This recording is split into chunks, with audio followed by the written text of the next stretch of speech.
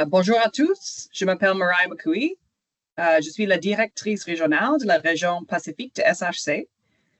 J'ai le plaisir de vous accueillir ici aujourd'hui et je vous remercie de vous être rejoints à nous.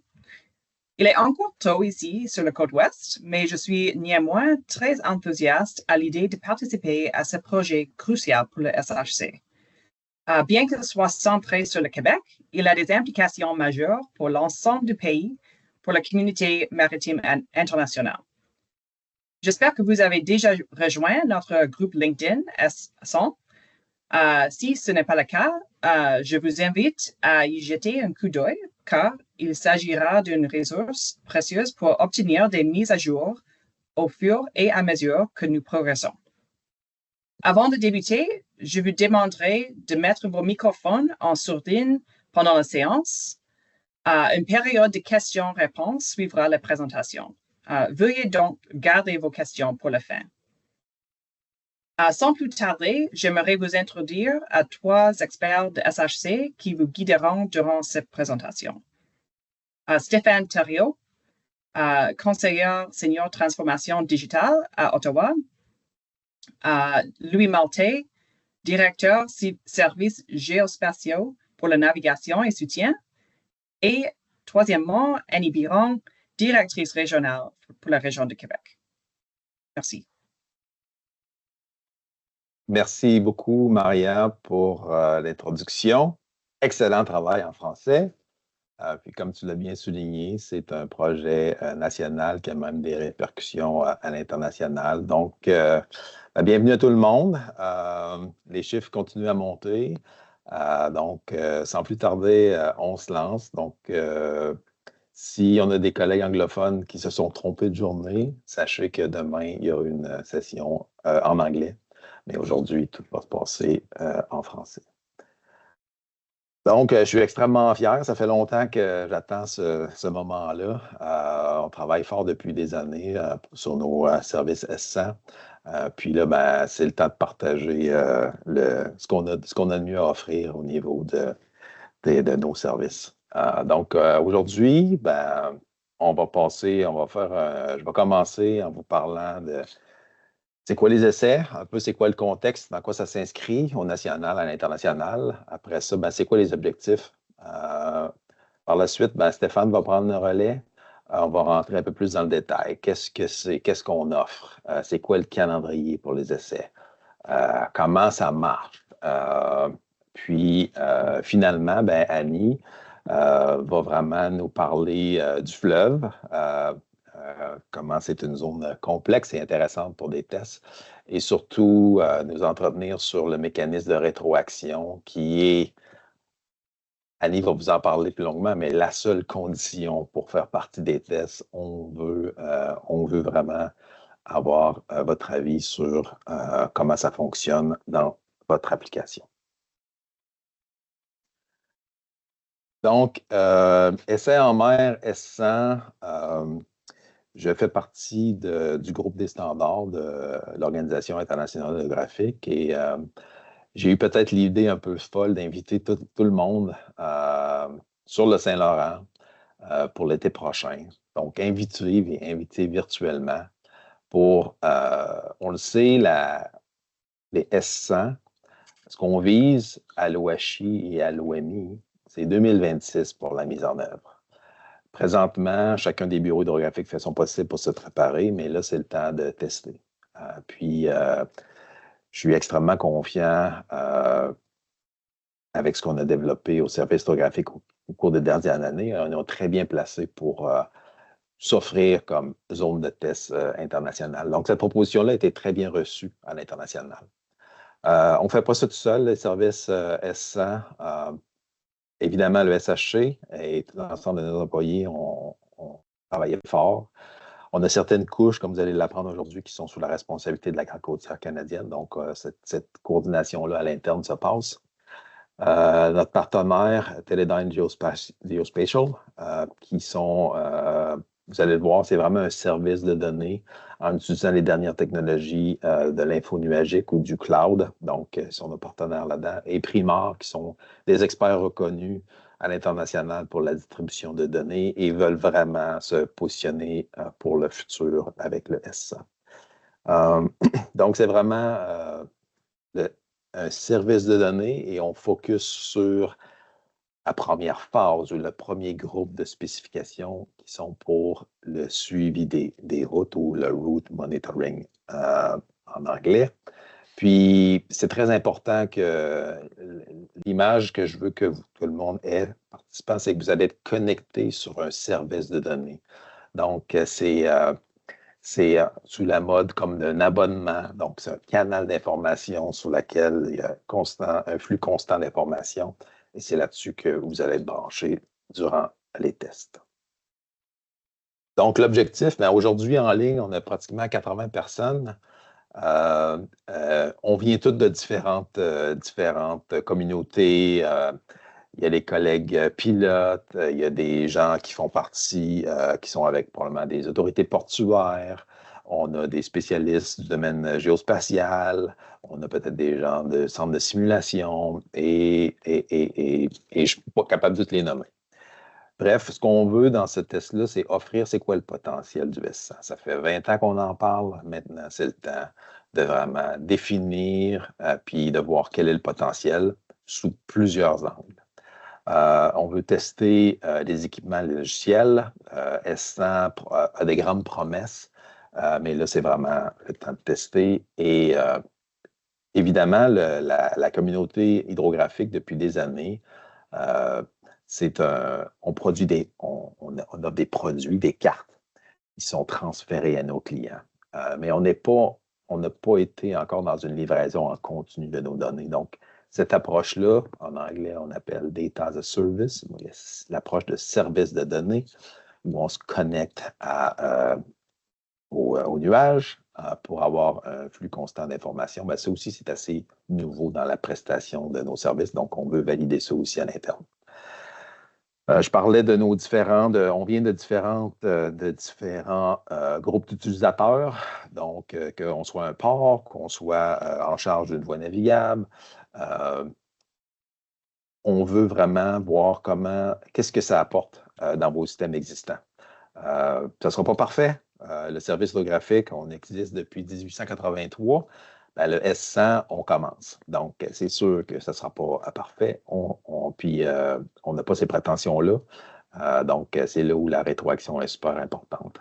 On veut comparer les performances. On veut vraiment voir si c'est facile à utiliser, de la façon dont on catalogue de données, la façon dont la chaîne complète a été designée.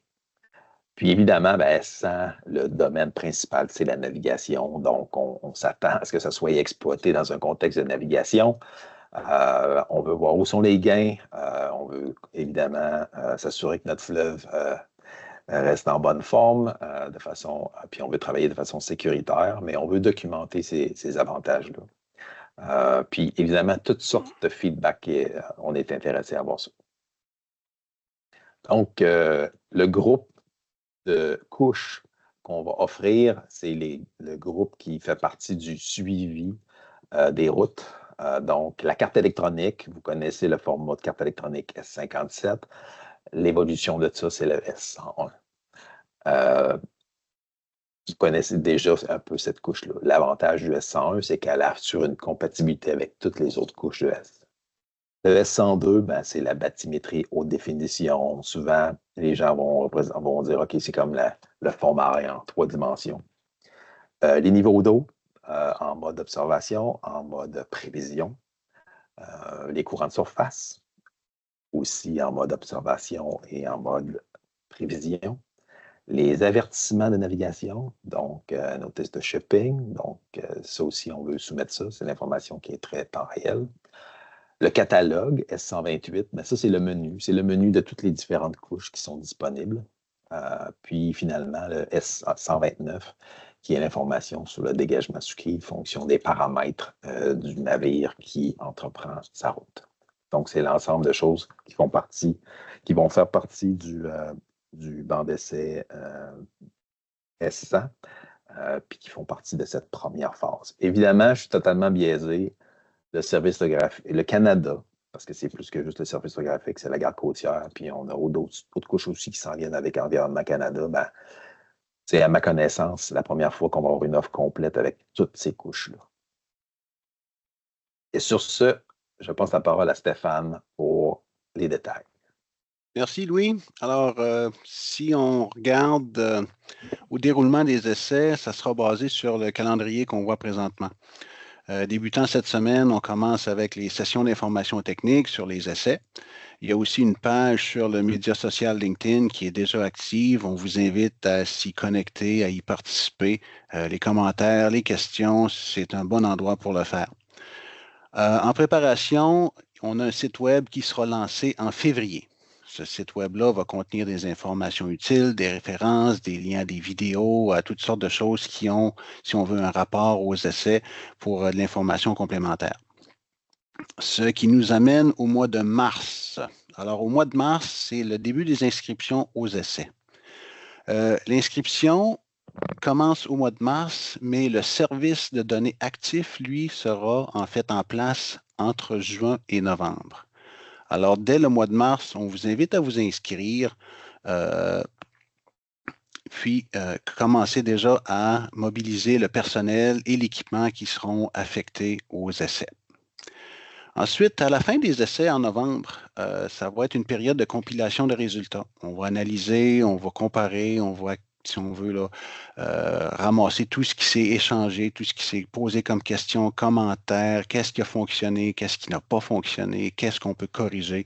Et puis, on va partager ces informations-là entre nos partenaires dans notre équipe et avec l'OHI. Page suivante, s'il vous plaît.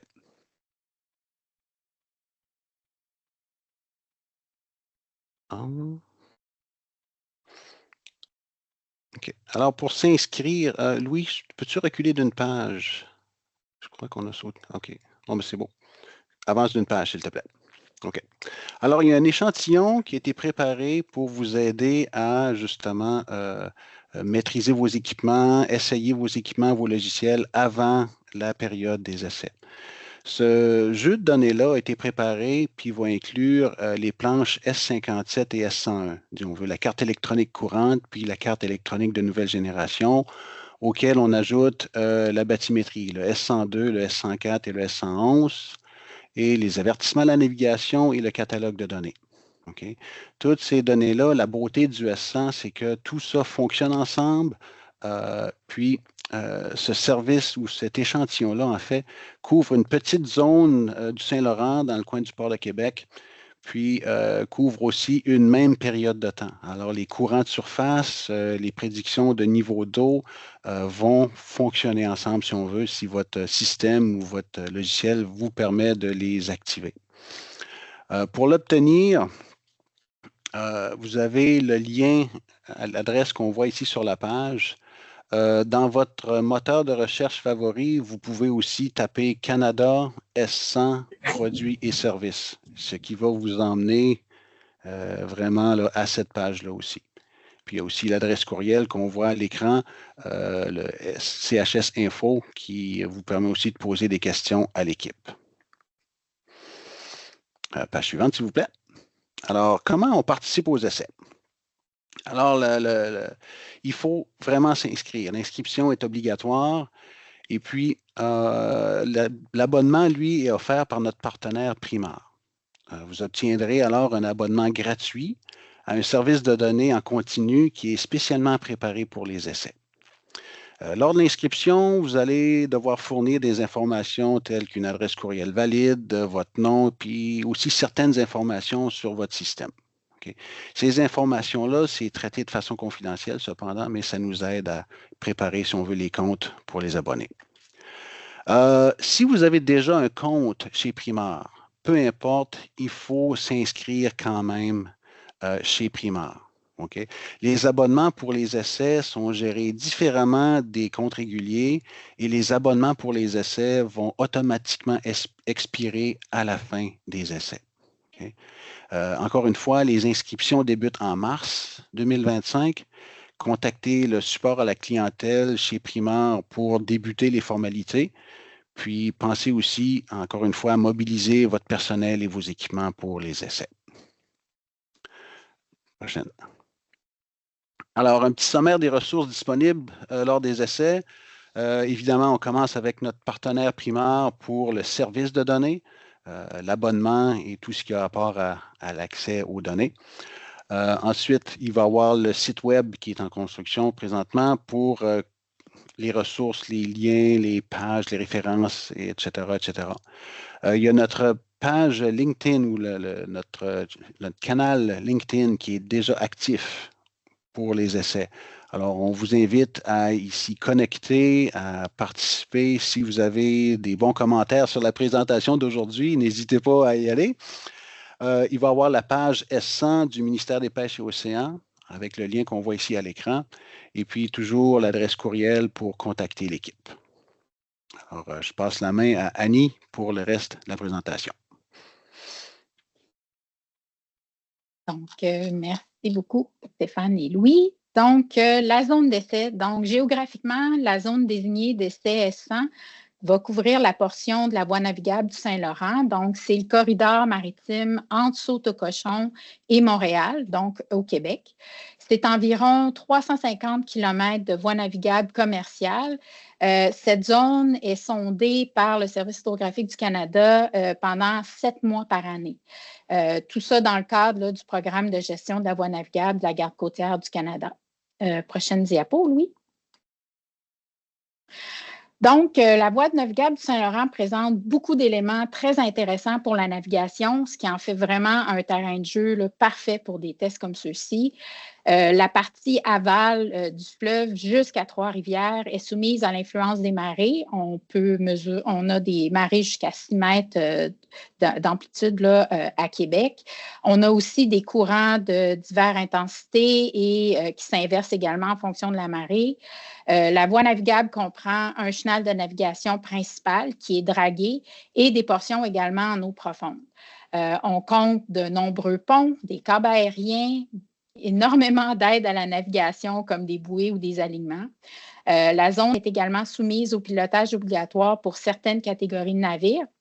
Et finalement, on a un réseau de 17 marégraphes qui offrent des niveaux d'eau de façon continue en temps réel. Je vous incite à consulter là, nos publications des instructions nautiques là, si vous voulez avoir plus d'informations en termes de navigation là, pour cette partie du fleuve. Prochaine diapo. Donc, notre service d'abonnement sera offert par l'entremise de notre partenaire Primor, comme Stéphane l'a mentionné précédemment.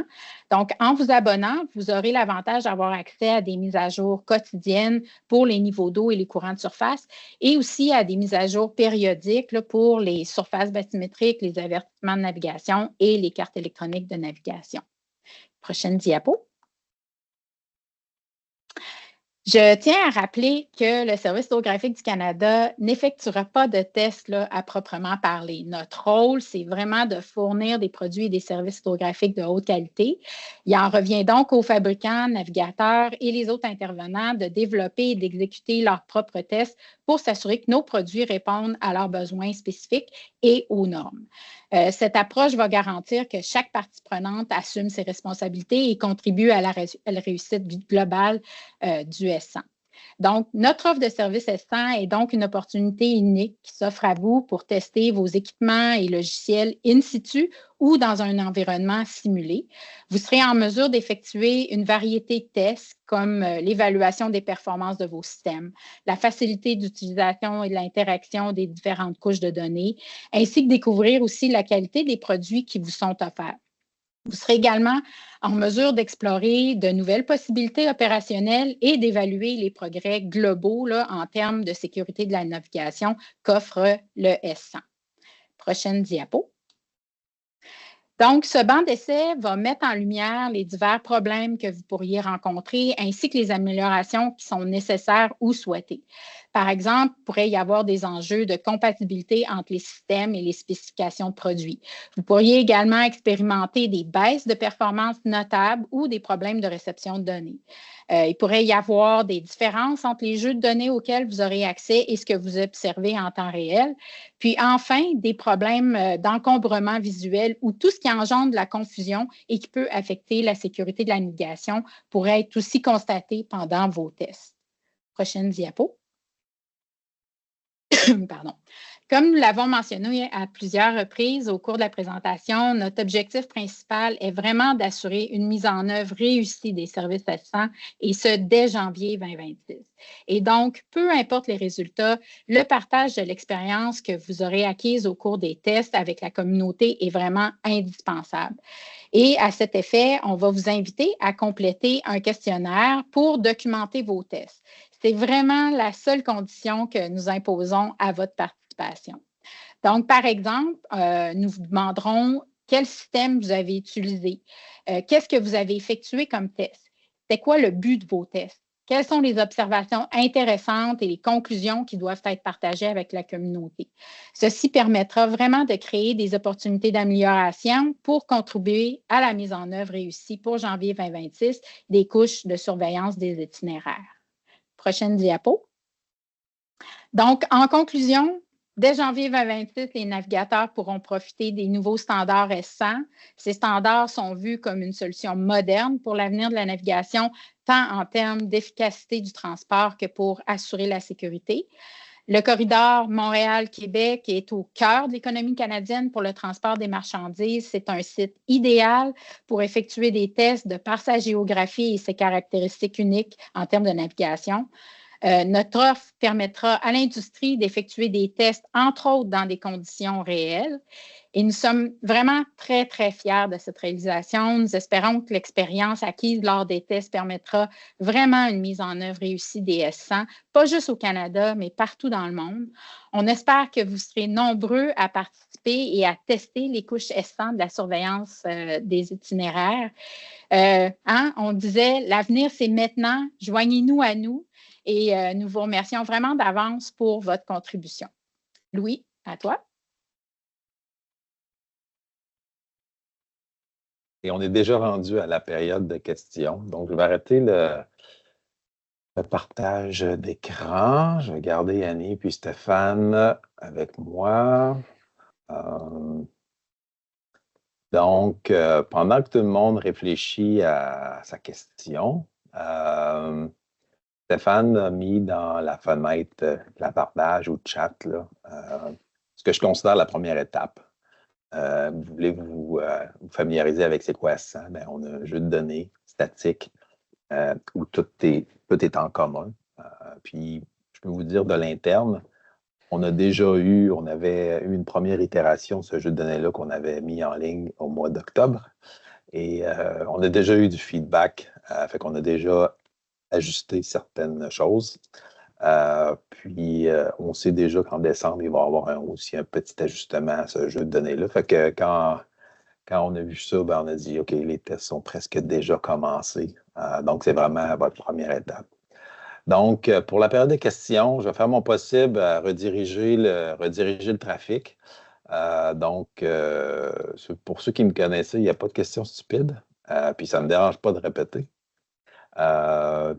Donc, évidemment, si vous voulez, on va utiliser les mains, la main levée. Donc, si vous voulez poser votre question, ben, je vous invite à lever votre main, ouvrir votre caméra, votre micro, puis simplement mentionner votre affiliation.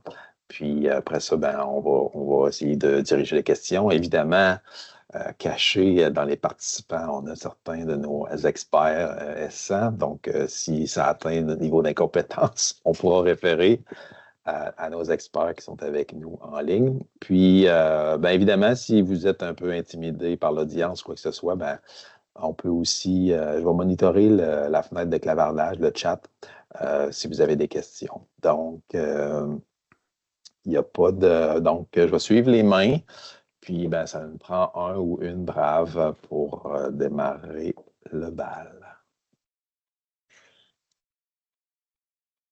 La session, évidemment, la présentation d'aujourd'hui, on va la mettre en ligne, on va la partager sur le groupe LinkedIn. Donc, vous allez avoir le contenu. Puis, la session d'aujourd'hui est enregistrée. Donc, on va aussi partager ça avec tout le monde. Si je n'ai pas de questions, je vais pointer directement à certaines personnes que je connais en ligne. Bon, super. Donc, on a des questions. Alors, allons à Simon Saint-Onge-Drouin. Donc, Simon, si tu peux juste ouvrir ta caméra, te donner ton affiliation et on t'écoute. Bonjour, Simon Saint-Onge-Drouin, je suis physicien pour Pêcher Océan Canada à l'IML.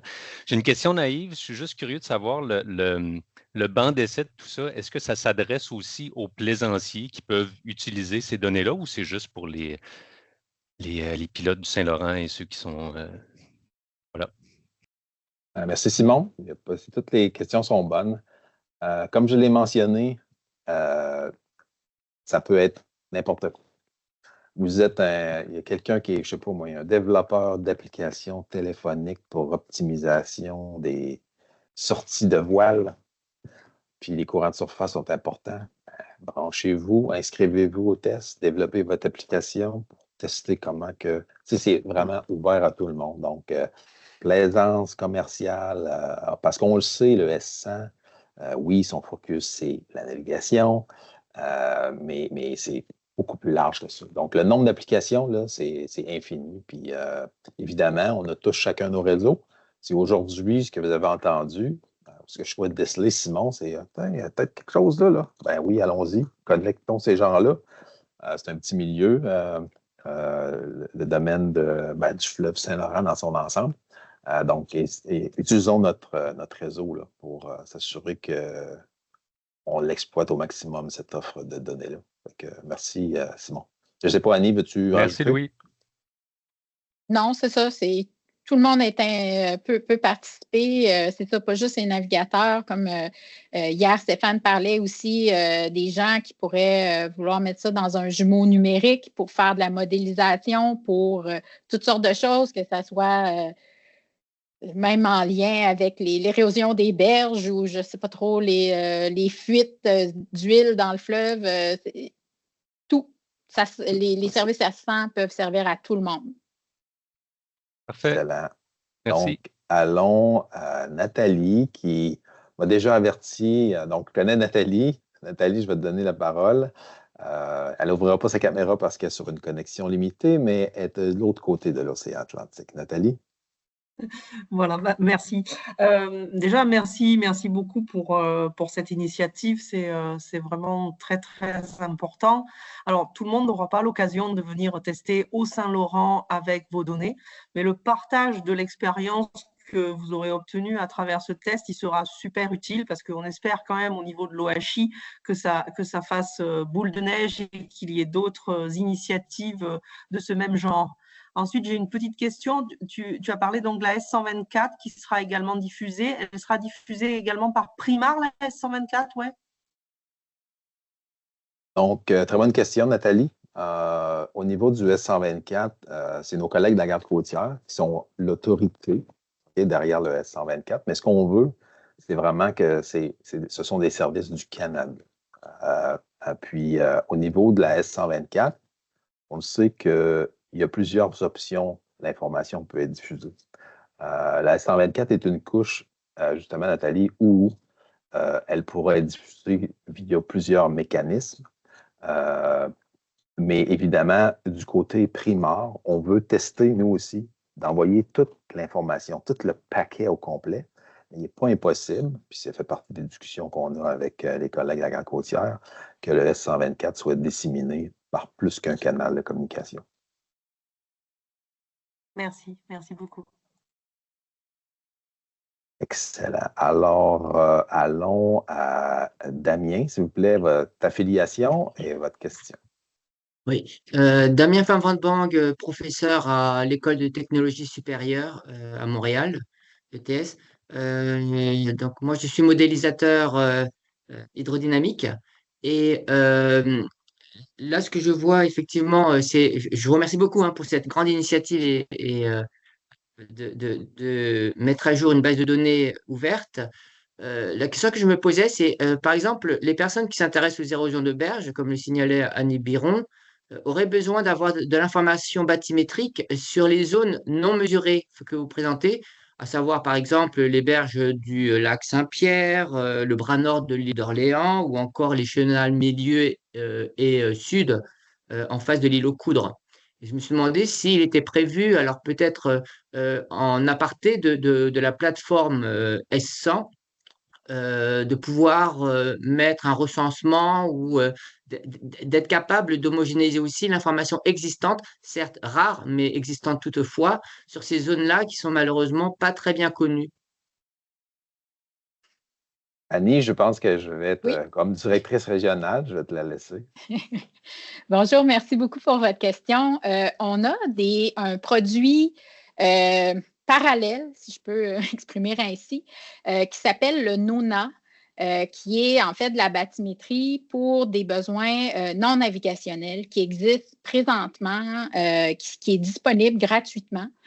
Donc, je vais vous envoyer, je vais mettre dans le chat le lien.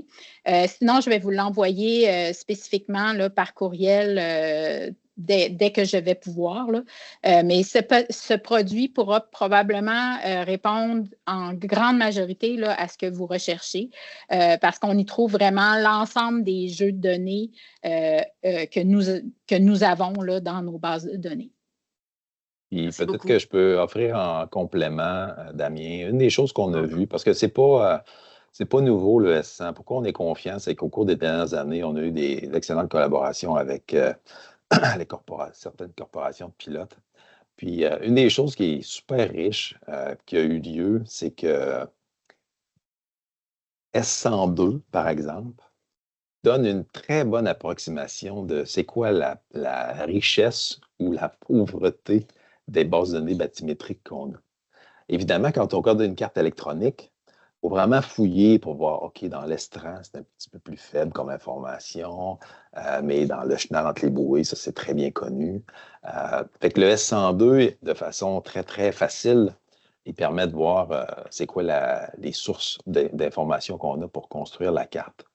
Une des choses qu'on a vues avec les pilotes, c'est qu'on a été capable d'avoir une interaction directe entre les hydrographes qui sont affectés au levé bathymétrique du fleuve et les pilotes pour dire, regardez, là, quand tu as un petit peu de temps libre, là, ben, tel endroit, moi, là, comme pilote, là, ben, si j'ai une manœuvre d'urgence à faire ou quoi que ce soit, là, et que j'aimerais ça enlever mes doutes sur cette zone-là.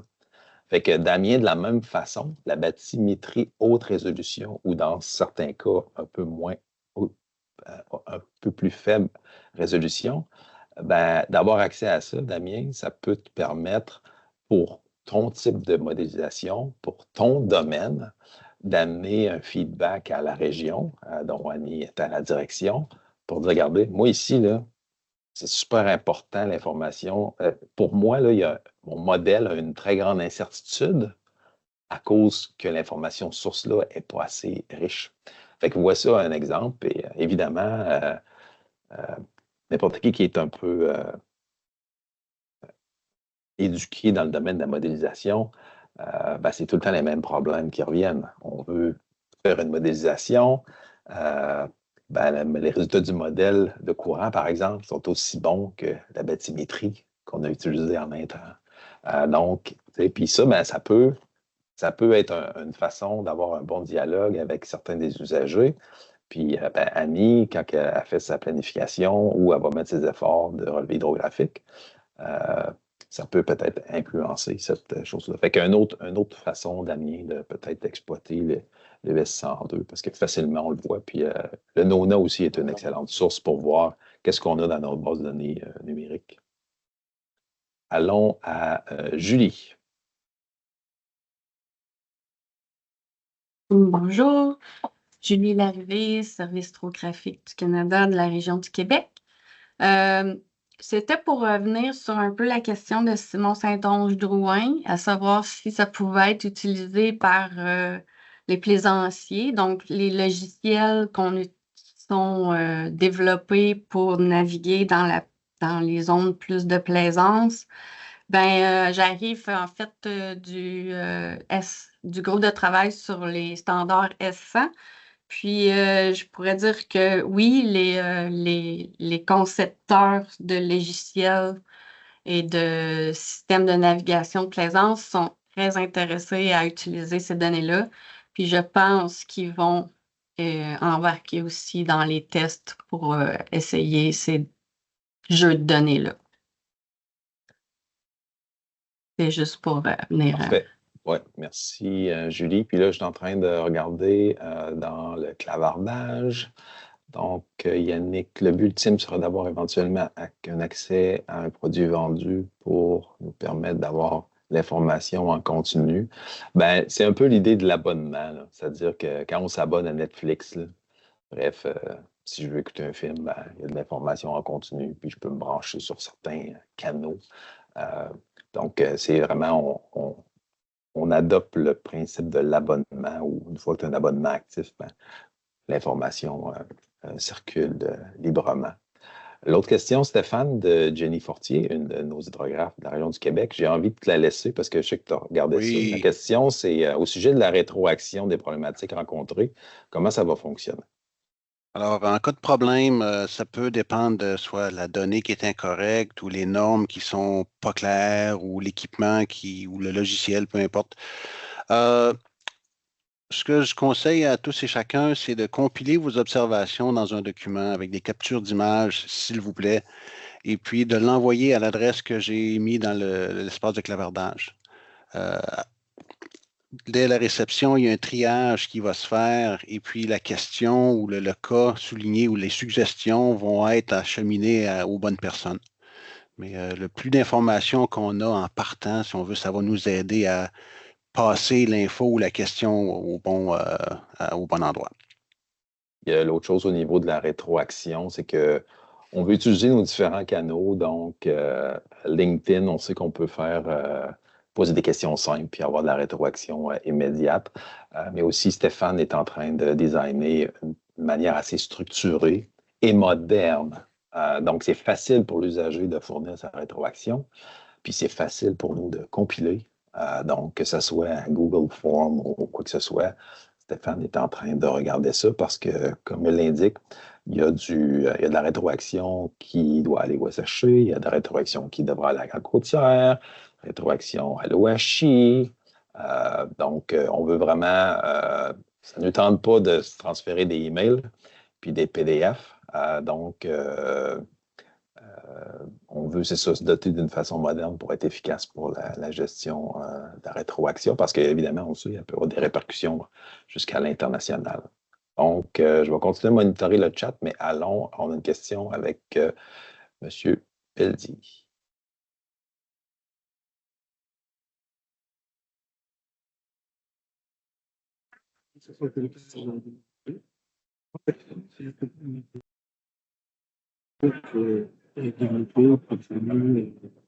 On intègre un niveau 12, ce qui s'affiche dans la station. Est-ce que ça va être intégré en temps réel, par exemple, on navigue sur les cartes, ça va être le même effet, c'est-à-dire qu'on met un niveau personnel et ça me donne par rapport à la grappe de la marée, quand est-ce que ça passe par rapport à ce niveau-là, ou pas comme l'application actuellement. Donc, Mohamed, la question était, c'est pas facile à décoder, là. Il y a l'application qui indique le niveau d'eau. Dans cette application, on peut intégrer un niveau d'eau personnalisé, voir quand est-ce que ce niveau-là est atteint et on peut l'atteindre. Est-ce que ça va être gardé ou conservé? C'est-à-dire qu'on clique sur la station, sur le margraphe, dans le S100 et on peut avoir cette option-là. On va juste voir le niveau de ce... Oui, fait que Mohamed, je vais fournir un début de question, puis on verra peut-être qu'Annie va compléter. Fait que ce que je comprends, le son n'est pas bon, mais ce que je comprends de la question, c'est qu'il faut comprendre, c'est le rôle du service hydrographique, c'est nous, on est des fournisseurs de données géospatiales. On n'est pas dans l'application qui va exploiter ça. Donc, je vais vous donner un exemple qui n'a pas rapport à S100. On a, comme Annie l'indique, environ 17 marégraphes sur le fleuve Saint-Laurent. Au Canada, dans l'ensemble, on a une centaine de marégraphes qui sont en opération, qui prennent des mesures à chaque 3 minutes ou même plus rapidement. On a une API qui répond à 2 millions de requêtes par jour là-dessus. Donc, on fournit l'information. Et si, par exemple, le port de Montréal veut sur son site web une flèche de niveau d'eau qui monte ou qui descend avec sa spécificité, il veut une flèche orange, jaune, bleue, Ben, nous, on n'est pas dans ce domaine-là. Nous, notre rôle, c'est de fournir une donnée qui est autoritaire, qui est sanctionnée par le gouvernement du Canada. Mais comment exploiter ces données-là? Au niveau de l'interface, on le sait, il y a autant d'interfaces et de façons de visualiser l'information qu'il y a de clients ou de... Fait que, bref, Mohamed, ta question, je la comprends plus sur quand ça vient l'outil. Est-ce que les outils, nous, on ne fournit pas les outils, on est un fournisseur de données. Donc, on pourra discuter de ça, mais je ne sais pas, Annie, si tu voulais complémenter, mais vraiment, on se concentre sur notre mandat, c'est la fourniture d'informations et on encourage. Évidemment, ce qui est excitant, c'est de voir des manufacturiers de PPU, des manufacturiers d'ECDIS, des développeurs d'applications qui vont prendre essence et qui vont innover avec des différentes applications pour répondre à différents enjeux. Merci. Merci. Alors, allons à Jean Laflamme. Bonjour, Jean Laflamme, directeur général du CITCO à Rimouski. Félicitations. Je sais que c'est un travail que vous venez de longue haleine depuis longtemps, donc c'est un bon accomplissement. On travaille actuellement sur un projet, vous avez peut-être entendu parler, on appelle ça le bateau connecté. Donc, il y a quelques bateaux, dont le Bella des Gagnés, qui fait la Basse-Côte-Nord et l'Océanex, qui fait de Saint-Jean jusqu'à Montréal, qui est équipé d'un système qui nous fournit de la donnée en temps réel et en continu sur la bathymétrie avec leur sonar. Est-ce que ces données-là pourraient être intégrées ou compilées pour mettre à jour les données S100 ou en tout cas donner une certaine suivi là, de l'ensablement des entrées de port et de la voie maritime? Donc, y a-t-il quelque chose qui pourrait être coordonné à ce niveau-là? Merci Jean, puis bonjour. Donc, là-dessus, ben, nous, au service hydrographique, on veut continuer à bâtir notre couverture de données S102. Évidemment, dans le tronçon qui nous intéresse aujourd'hui pour le banc d'essai, Québec-Montréal, notre principale source de bathymétrie pour la mise à jour bathymétrique, c'est le sondage qui est mené par les hydrographes sous la gouverne de Annie. Mais évidemment, ce qu'on veut dans le S102, c'est de fournir la meilleure information disponible et autoritative. Si les données qui sont produites là, par ce transit de navire-là amènent une valeur ajoutée au S102, ben, normalement, ça va passer dans la machine. Donc, je ne sais pas, Annie, si tu veux rajouter, mais je le vois comme plus notre mécanique de comment on pile le S102. Ben, je peux dire, Jean, ben, c'est ça, là, il y a des. On avait déjà discuté un peu de ça, justement, là, à la conférence CITCO il y a environ presque 2 ans. Il faut voir entre l'industrie, la GVN, la gestion de la voie navigable, là, la garde côtière qui fait la gestion là, vraiment de la voie navigable. Si ce type de données-là est une valeur ajoutée et si ils veulent qu'elle soit diffusée et utilisée. Donc, ça, c'est, je dirais, c'est ça, comme Louis le disait, là, c'est vraiment plus comment intégrer ces données-là, à quel niveau, plus que spécifiquement pour les tests dont on parle là, pour cet été et cet automne, là, ben, l'automne prochain dans le fleuve, dans la voie navigable.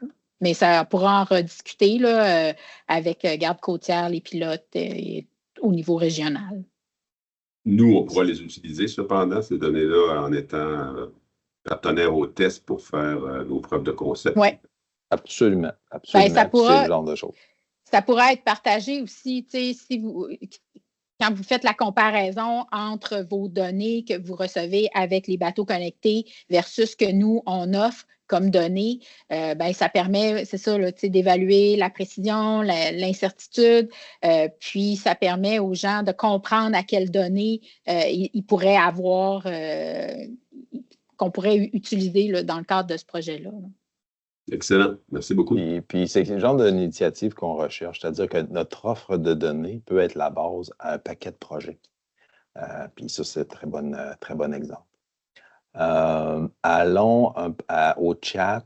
Donc, Michael, je ne sais pas si ça te dérange de prendre le micro parce que la question d'un élève du collège de la Garde-Côtière est super intéressante. Puis, si, Michael, tu pourrais nous décrire un peu qu'est-ce que la Garde-Côtière, parce que la Garde-Côtière a plusieurs chapeaux, producteurs de données, mais aussi ils opèrent une flotte. Fait que, Michael, je ne sais pas si ça te tente de prendre le micro pour expliquer un petit peu là, qu'est-ce que vous avez comme technologie à bord, puis ça ressemble à quoi votre feuille de route par rapport au test S100? Donc, bonjour tout le monde. Donc, je me présente pour Michael pour la Garde-Côtière canadienne. En fait, là, c'est en lien avec la question là, par rapport là, si à bord des navires de la Garde-Côtière, des tests, des systèmes moins dotés là, à bord pour tester des couches S100, dans ce qu'on en comprend. Donc, effectivement, en ce moment, on teste déjà via un système là, de visualisation là, électronique. On teste les couches S102 ainsi que le 111 présentement là, avec du S57 juxtaposé. Les tests sont en cours là, et ils vont prendre un élan supplémentaire là, grâce à cette initiative d'aujourd'hui qui est présentée. Michael, la technologie de navigation à bord, c'est Furuno. Est-ce que ça va se faire sur la Furuno X10? Présentement, c'est sur iPad, c'est sur CIQ. CIQ, OK. Qui est présentement utilisé pour faire ça, oui. Excellent. Merci, Michael. On retourne sur le live avec Étienne. Bonjour Louis, bonjour Annie et Stéphane. Félicitations encore une fois pour qu'on vous ait le coup d'envoi. C'est vraiment fantastique, des excellentes nouvelles. J'avais une question concernant les liens existants pour aller chercher les données à travers les différentes administrations portuaires, comme nous, là, l'administration de pilotage de Laurentide. Est-ce que ces liens-là, via des API, vous voyez des changements dans le futur par rapport à ça? Et si oui, est-ce que à quel moment ça pourrait changer? Étienne, présentement, on ne planifie pas toucher à nos liens existants. Si on regarde là, moyen terme, Oui. on le sait, la navigation, c'est international. Oui. Des fois, au Canada, on a été un peu plus rapide pour des problématiques locales qu'on a et on s'est donné des technologies que je considère qui sont un standard national et qui ne sont pas un standard international. Par exemple, on parle du fleuve aujourd'hui, les niveaux d'eau sur le fleuve, c'est le nerf de la guerre. Ça fait longtemps que sur le fleuve, on a SPIN, on a les marographes, on a un paquet d'applications qui sont développées là-dessus. Fait qu'on n'a pas l'intention de toucher à ça dans le court terme. Mais c'est sûr qu'à moyen terme, ce qu'on veut, c'est s'assurer que la norme S104, qui est un standard international, nous permet, puis il y a de la place dans le format S104 pour faire l'équivalent de ce qu'on fait avec les technologies SPIN. Donc, ça, c'est notre rôle à l'international pour dire, regardez, c'est bien beau le S104, mais pour nous au Canada, le S104, c'est bien plus que juste une prédiction de niveau d'eau à cette île. C'est pas mal plus que ça. Ouais. Parce que S104, ça peut être une prédiction, une prévision, une observation. Dans le cas où ces tests-là, c'est qu'on veut fournir les données, la surface de l'eau en S104, en prévision, qui va être facile à réduire avec la bathymétrie pour donner la colonne d'eau en temps réel. Notre offre pour commencer, ça va être des tranches temporelles aux heures, mais on sait très bien que je m'attends à du feedback que dans le coin de Québec, ça va prendre pas mal plus vite que ça. Mais on commence avec une offre, puis on va faire différentes itérations. Fait que, réponse longue à une question assez simple. Non, on ne touche pas à nos différents API, mais on veut se coller le plus possible aux standards internationaux. Donc, à moyen terme, des technologies de niveau d'eau, par exemple, qu'on a mis en place, mais on ne fera pas ça. On va faire ça de façon avec vous autres, puis s'assurer de vous accompagner, mais on veut se coller le plus possible à l'international. Puis, du même côté, la garde côtière, les avertissements de navigation, quoi que ce soit, la tendance est, on s'investit beaucoup pour influencer les standards à l'international pour qu'ils fassent pour qu'ils puissent répondre à nos besoins au Canada. C'est la moindre des choses qu'on essaie de les adopter. OK. Donc, merci beaucoup pour la réponse. Vas-y, Annie. C'est ça. ce genre d'informations-là, de dire que, par exemple, dans le corridor Québec-Montréal, d'avoir des mises à jour seulement aux heures, ben, c'est pas approprié. Ben, c'est exactement ça qu'on a besoin aussi pour montrer à l'international, parce qu'on ne doit pas être les seuls. Là. Il doit y avoir d'autres places dans le monde où ils ont les mêmes caractéristiques. Donc, c'est ça, c'est ce genre de feedback des utilisateurs qui va être crucial là, pour l'amélioration des standards. Là. Donc, je vous invite à le partager. Merci Annie. Merci Louis. Excellent. Donc, allons à Nicolas. Bonjour. Merci pour la présentation. J'ai une question, en fait. Je comprends que c'est Essence, c'est principalement un standard, puis une plateforme, disons, un langage, disons.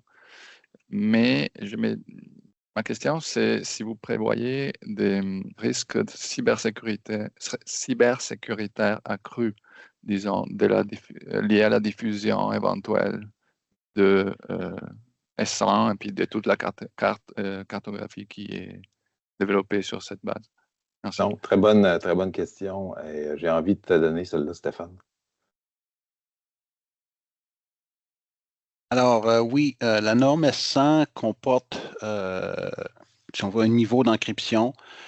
Aussi au niveau du distributeur, si vous faites affaire avec un distributeur, un fournisseur de données, il peut aussi alors avoir un système d'encryption associé à votre licence d'utilisateur qui va faire en sorte que l'échange de données va être encrypté et sur réception, vous posséderez la clé qui permet de justement là, déchiffrer tout ça puis d'exploiter la donnée comme prévu. Ouais, fait qu'il y a deux volets qu'on comprend. La question d'encryption, ce n'est pas nouveau, c'est relativement connu. Ce qui est assez nouveau, c'est l'aspect des signatures.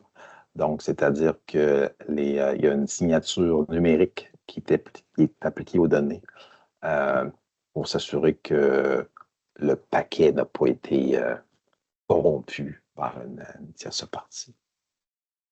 Est-ce que ça répond à la question, Nicolas? Oui, merci. Donc, il y a quand même, disons, un niveau de protection qui est comme built-in, disons. Oui. Au-delà de ça, peut-on quand même, je veux dire, y a-t-il des vulnérabilités ultérieures qui pourraient être exploitées? Ça, on ne sait pas. Tout est possible, éventuellement. Tout est ça possible. Peut faire partie des essais. Hein? Exactement. Ils ne sont pas sur ma liste d'invités, par exemple. Je n'ai pas invité des hackers aujourd'hui, là. Mais oui, ça peut faire partie des tests. Alors, je continue à monitorer les questions en ligne.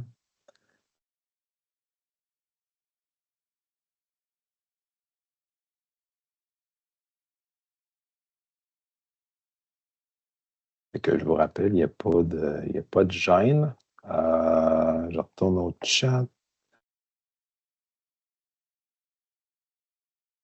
Ouais, on a Julie qui nous mentionne aussi que, évidemment, les systèmes EC10 ont de la sécurité, mais c'est exactement, c'est un bon angle. C'est un angle qui est un peu moins intéressant pour le domaine de la navigation, mais c'est quelque chose qui est une réalité aujourd'hui, puis qu'il faut tenir compte. Donc, ça va être la dernière ronde pour les questions, mais en attendant, vous avez toujours une dernière chance. Je vais... on a une autre question qui vient d'arriver sur le chat. Donc, ça vient de l'élève de la garde côtière. De quelle façon sera mis à jour les données des cartes? Donc, Annie, veux-tu la prendre? Parce qu'on a différents rythmes, là, fait que tu peux expliquer les différentes couches. Ben, c'est ça. Dans le fond, le S101 comme le S57, en fait, sont mis à jour de la même façon. En fait, ils vont partager la même base de données. En fait, nos produits vont être extraits à partir de la même base de données.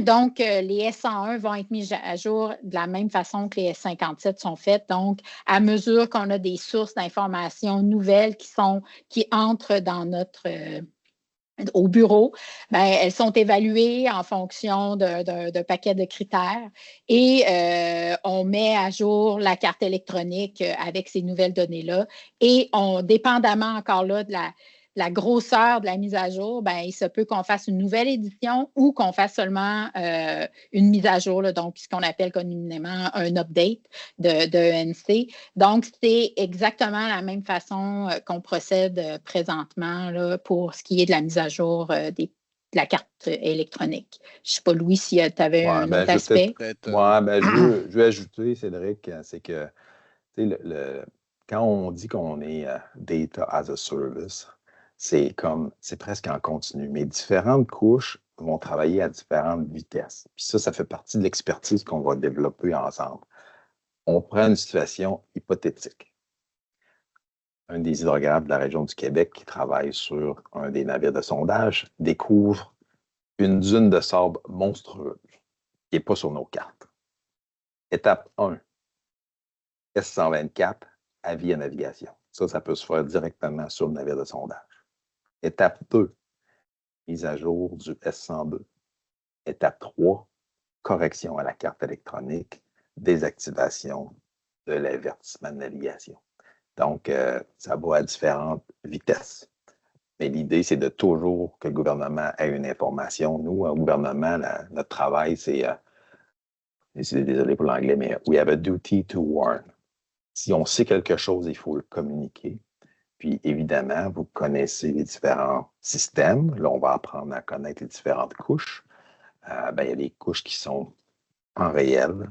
Il y a des couches qui sont pseudo-temps réel. Puis, il y a des couches qui on ne va pas changer faire des mises à jour de cartes dans notre banc d'essai. Il va sûrement en avoir quelques-unes.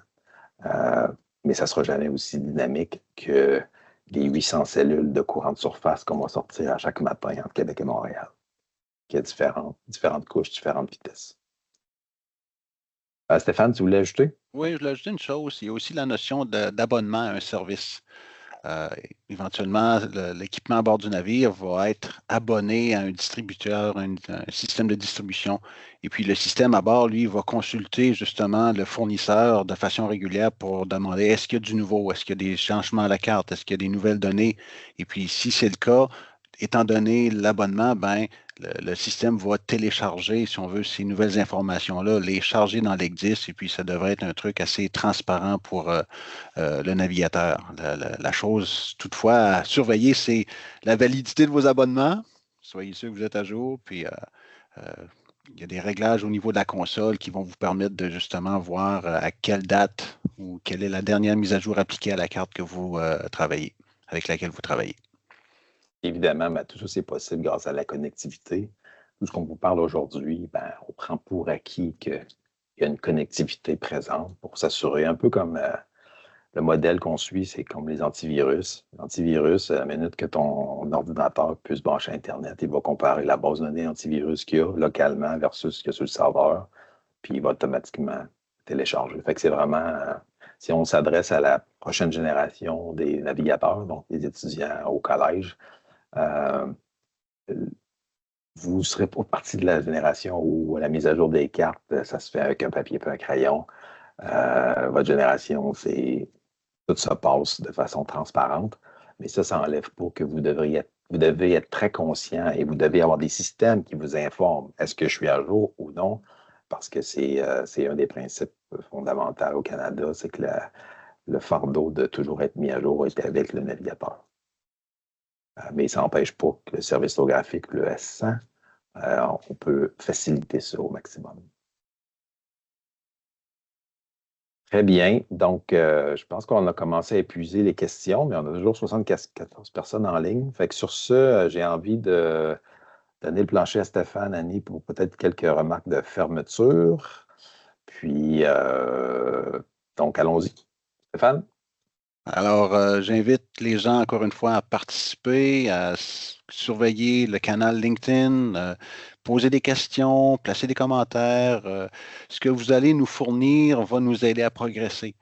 Aussi, gardez un œil ou visiter la page de façon fréquente pour obtenir des échantillons qui vont être remplacés à l'occasion avec soit des nouvelles planches, des corrections. Gardez un œil là-dessus. Alors, je te passe la main, Annie. Merci. Oui, puis pour vraiment faire du pouce ce que tu dis, Stéphane, attendez pas au mois de juin prochain pour commencer à aller voir les données, à les intégrer dans vos systèmes, à les tester, à savoir c'est quoi ces données-là. Les tests vont durer de juin à novembre, donc c'est quand même plusieurs mois, mais ça passe vite. Donc, soyez vraiment prêts pour juin lorsque l'offre de service là, va, spécifiquement pour les tests, là, va être démarrée. Entre-temps, on a toujours des données S102, S111 qui sont disponibles. Là, S102, ça va terminer bientôt parce qu'on a terminé le sondage là, pour la voie navigable parce que l'hiver approche à nos portes, mais il va toujours rester du S111. Donc, ça, c'est des données qui sont en continu, qui sont là. Donc, profitez de ces données-là dès maintenant.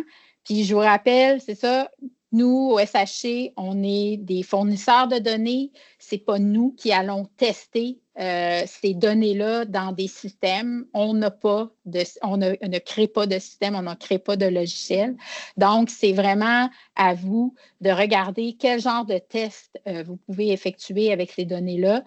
Dans la présentation, on vous a donné certaines idées, certains tests, genre de tests qui pourraient être faits. Donc, on espère vraiment que vous allez profiter de cette occasion-là pour penser à ce que vous pourriez faire. Puis, je vous dirais, vous pouvez toujours nous contacter pour valider si c'est possible. On peut toujours vous aider là-dedans, mais c'est ça, c'est pas nous, le SHC, qui va effectuer ces tests-là. Donc, on a vraiment hâte que ça soit lancé, mais il reste plusieurs mois avant que ce soit fait. Donc, plusieurs mises à jour vont être faites sur LinkedIn. Il va probablement y avoir d'autres sessions aussi, webinaires là, qui vont avoir lieu d'ici au mois de juin. Donc, merci d'avance là, pour votre participation. Excellent. Puis, moi, je vais conclure ça. C'est un travail d'équipe. Donc, évidemment, les hydrographes de la région du Québec, sous la gouverne de Annie, cette expertise-là pour produire ce genre de données-là, pareil du côté de la garde côtière, c'est vraiment transformatif. Puis, c'est important. Puis là, vous faites maintenant partie de l'équipe. On ne peut pas penser à tout. Ça ne sera pas parfait. Il y a des zones grises qu'il faut éclaircir. Puis ça, c'est grâce à votre feedback. Puis, je vais finir avec un de nos slogans. Le futur, c'est maintenant. Puis, en plus, ça se passe dans notre cours, chez nous. Let's go. Bonne journée à tous. Merci pour votre participation. Grandement apprécié. Merci à tous.